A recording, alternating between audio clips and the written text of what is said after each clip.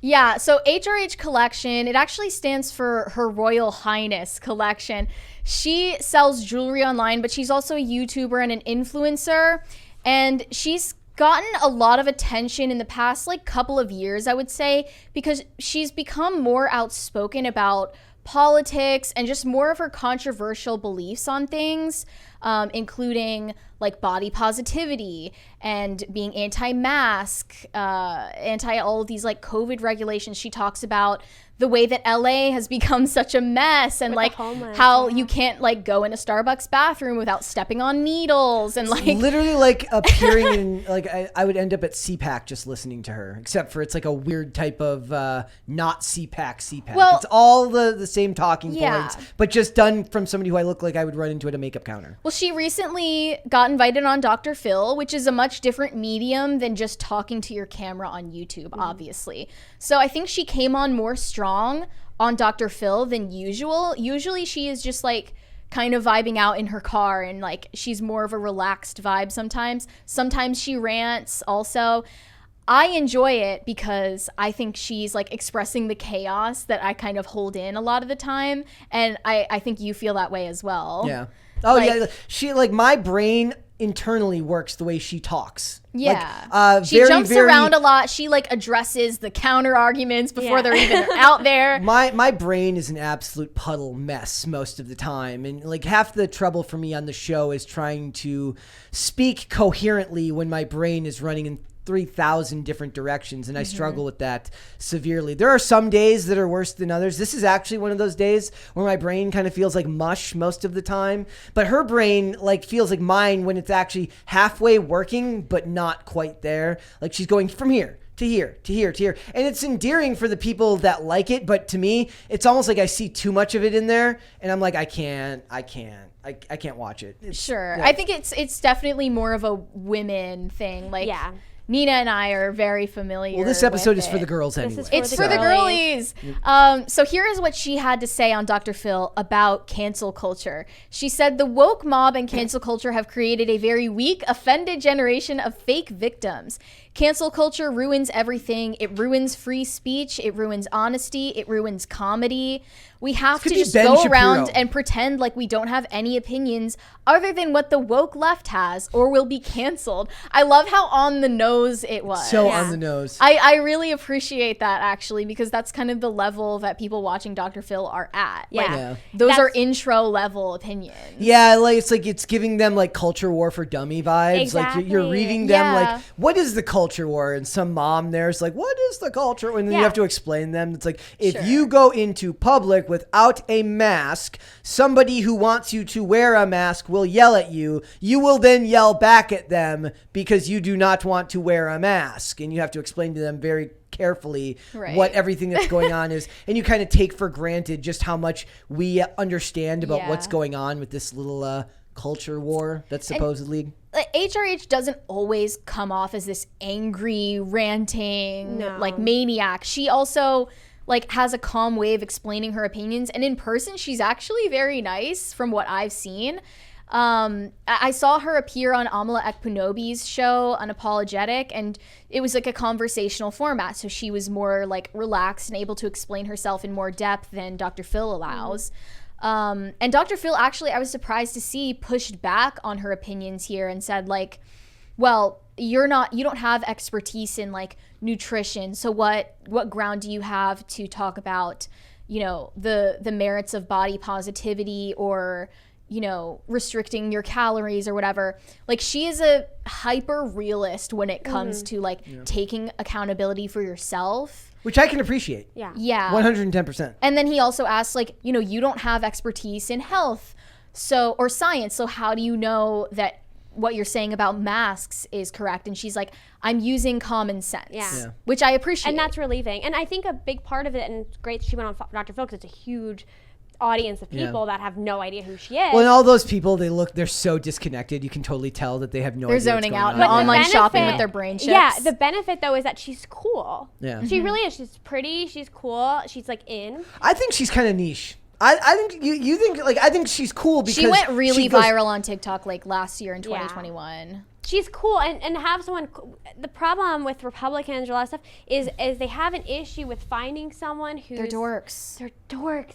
They try getting girls who are, and they're just so, they're cornballs. And she's not a cornball. The women and all she's look like they cool. picked their dress out from the exact same store, and the men all look like they like pocket protectors. Like you got in Charlie their suits. Kirk, Yeah. and then you got it's just The like, mothballs. Yeah. They just don't, they're dorky. Oh no! So what did somebody say to me when it said young Republican men look like their mom dresses them for work? That's not cool. Wearing white socks with black loafers. Like I have no idea if that's a fair assumption, but that was what somebody said to me once, and I laughed. So it must have a semblance of truth. And a to lot it. of the girls, I'm not being mean. I'm just saying, in terms of like a general appeal to people want to be cool, especially younger people, and you need to have that. And HRH is cool.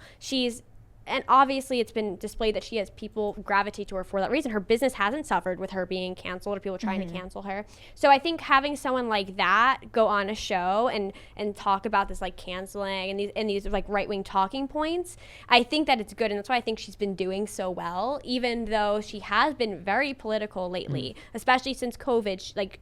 All of her content went mainly, I would say maybe like 50-50 political combined with her jewelry and other So that's topics. what her small business is? It's jewelry. Yes. Yeah, Okay. it's online only, but her business has only done better since she became more outspoken on things, which is a white pill. Yeah, it's definitely the thing my is, deal. she was speaking out because her business was suffering under COVID lockdown policies. Yeah, she couldn't go to her own office. She had an office Like in the LA. gym then, owners who spoke out. Once you get social media censorship, if you are selling something through the internet, you're essentially getting your business unfairly taken away from you. And that's a really big conversation to have, because she said, I think she said she had 5 accounts with hundreds of thousands of followers or whatever taken down from Instagram for no reason. I remember the first time it happened, I was following her. She posted she was at a Larry Elder event. This was when he was like running for governor.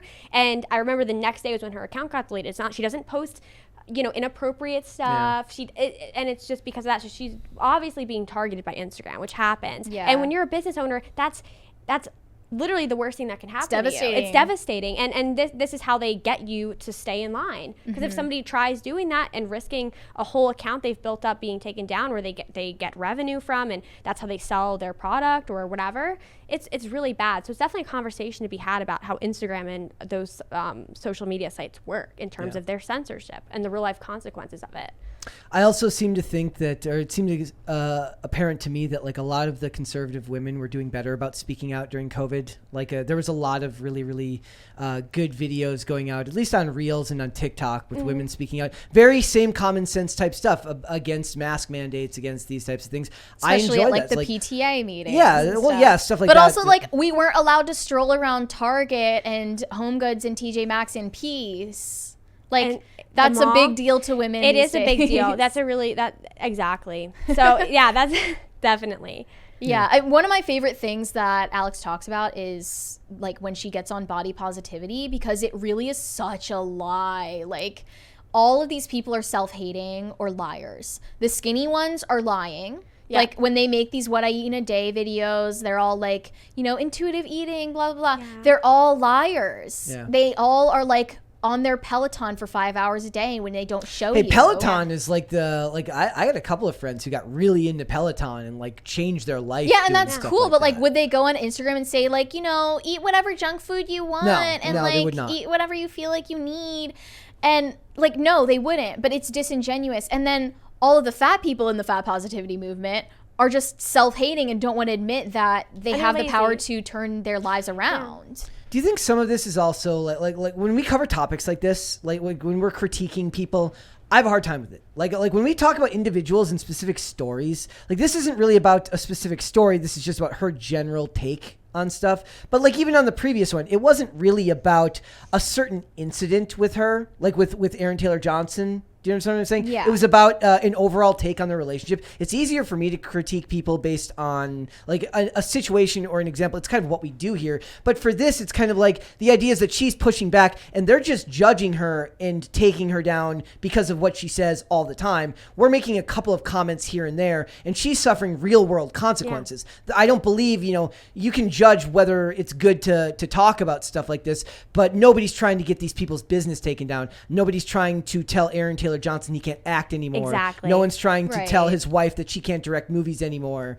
I think there's a distinction to be made there. Yeah, and that's why this is, I would say it's much more dire. And again, it's good to have someone talk about it because not many people are. You know, most people, if they have a business online or they're an influencer online, they're putting their career first, which most people do. Money comes first. So they're going to preach the same bullshit and they're going to say, oh, get your, you know, back when the vaccine was popular, telling you to do that. There was no one who was going to say what the real, even if they felt a certain way, they don't care. It's about making money. So someone like Alex doing this, and she's gained a lot of attention and she makes money from her jewelry sales, luckily, but there's definitely consequences for it. And it's really showing that this cancel culture, it's not just like a meme. It's not just like, oh, you're getting canceled. Like there's real consequences. Do you think she reaches an audience larger than most people in that same sphere? That she reaches outside the realm of just conservatism? Yes. That's good. Yeah, definitely. And you want to Like, do that. Most of her audience, I think, is more just like apolitical and mostly younger women, which is definitely the demographic that the conservative movement has been trying and repeatedly failing to reach. And all of these viral, like out of context clips of her have been everywhere online. And I just sent you one of them so that we can like show something that isn't copyrighted. Like Dr. Phil is definitely going to get us copyrighted. But I just wanted you guys to like get a feel for what she does on her channel. In a G-Wagon, so what? Like, shut up. Like, what do you think I'm a like gangbanger in a fucking white G-Wagon? Like, shut. Like, what do you think I'm doing here? Okay, so I got harassed by a Nazi this morning. But he was so loose in front, I like legitimately thought I was going to see his testicles. Look, to me, there's a lot of genuine personality there. Like it's too unfiltered to not be genuine. Like it's not obviously like this is way outside the realm of anything that I would watch, but it's so genuine that you can almost appreciate the lack of a filter. Like in a world where like I was talking to someone recently, I said there's no such thing as a genuine photo anymore online because everyone takes the photo twice and everyone edits the photo. Even if you don't edit it, just the fact that you can look to see if it turned out right and then take the photo again. There was a genuineness to photos back in the day because you got your one chance to take the photo and that's what it was. So how you actually interpreted the experience was different. It seems as if unless I'm misinterpreting, and she does these things a couple of times, then she's just a really good actor because she's able to completely unedited. So it's like I can appreciate that even if it's not the type of content that I would normally watch. And she's been doing this for like over 10 years. And I'm sure she's reaching a lot of people that way because one of the hardest things to do is come across genuine online. Right. And all of these people are commenting like she's so relatable. She sounds like my inner voice. Yeah. I mean, if that's your inner voice, maybe, you know, try to work on that. But I mean, I relate too. Like that's me. I also like that, you know, she promotes taking care of your appearance and caring about like doing things intentionally, but she's having smoking. intention behind. But she's smoking. But that's because she it's used a to be fat. vibe. No, but she used to be fat. Like 4 years ago, she was definitely like 50, 60 pounds overweight. And that's why it's great that she talks about it because it's not like she's a girl who's already skinny. Like she's struggled with her weight. So it's more genuine than when she says, I eat this many calories. This is what I had to do to lose weight. It's coming from a real place because she had to go through it and deal with the struggles. It's not easy to, you know, lose 50 pounds. I would have to meet her in real life to know what she's like there to be able Let's to get pass HRH on the judgment podcast. Yeah, she on would the come. podcast. She's been on like everything, so she would reach out to her. Yeah, why DM not? her. It's weird. Like to me, like for this type of, it comes across as real to me because maybe it's because it's so outside the realm of how I behave. Like I would never put myself out there like that. But maybe she did record this a couple of times, and like I don't know. doubt it. No, I don't know. It really is. She just records on her phone and then she just splices everything together and she posts like once or twice a week every single It's just week. like 30 minutes or more of like just unedited rant. This is her why driving to work, This is like- why cancel culture will never go away though, because you can't like. Well, we may find it endearing, but the average person, I don't think that they will allow this message to. It doesn't come off the same way. Thanks for watching this clip, guys. If you want to see full episodes or follow us on social media, links are in the description below. Bye.